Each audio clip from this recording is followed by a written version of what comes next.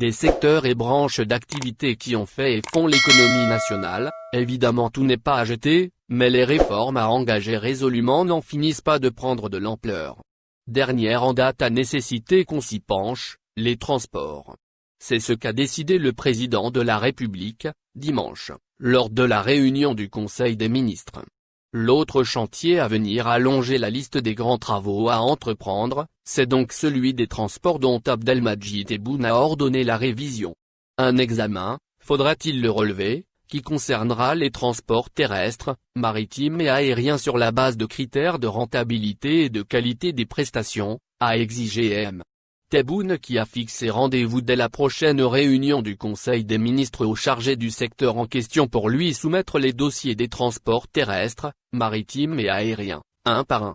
Ainsi, pour ce qui est du transport aérien, la piste suggérée par le président de la République est clairement déclinée. Il s'agira, en effet, de reconsidérer, de manière globale, le transport aérien et aller, en cas de besoin, à la création d'une compagnie nationale aérienne supplémentaire pour répondre à la demande, à travers une meilleure exploitation des aéroports intérieurs pour une rentabilité acceptable, et l'ouverture de nouvelles lignes internationales en vue de hisser les capacités de transport aérien national. Vaste programme qui, à n'en pas douter, suscitera de nombreuses questions, telles, par exemple, celles relatives aux moyens financiers et la nature des capitaux à mettre dans ce qui pourrait prendre les contours d'un projet de création d'une autre compagnie nationale, quand on sait ce qu'endure l'unique Air Algérie en activité.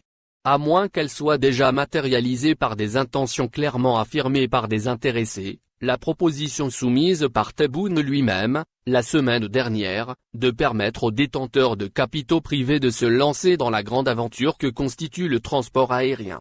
Le transport ferroviaire également a retenu l'attention du Conseil des ministres. Il bénéficie même de la priorité, selon le communiqué de la présidence publié sur sa page Facebook.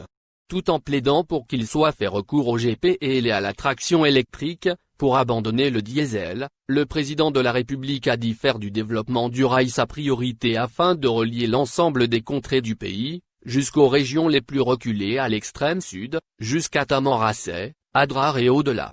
Et puis, dans la perspective de la réalisation et de la mise en service du grand port centre d'El Hamdania, pour lequel le transport ferroviaire permettra d'alléger la surcharge sur le trafic routier et baisser les coûts de transport des marchandises et des personnes, ce qui commande d'intensifier les contacts avec le partenaire chinois, selon le président Tebboune.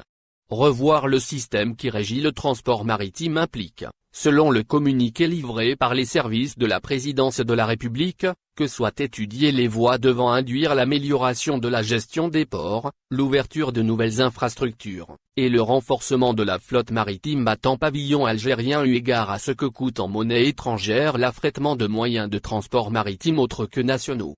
Asdine Maktour. Au final, n'oubliez pas de vous abonner à la chaîne et appuyer sur la cloche pour recevoir toutes les nouvelles.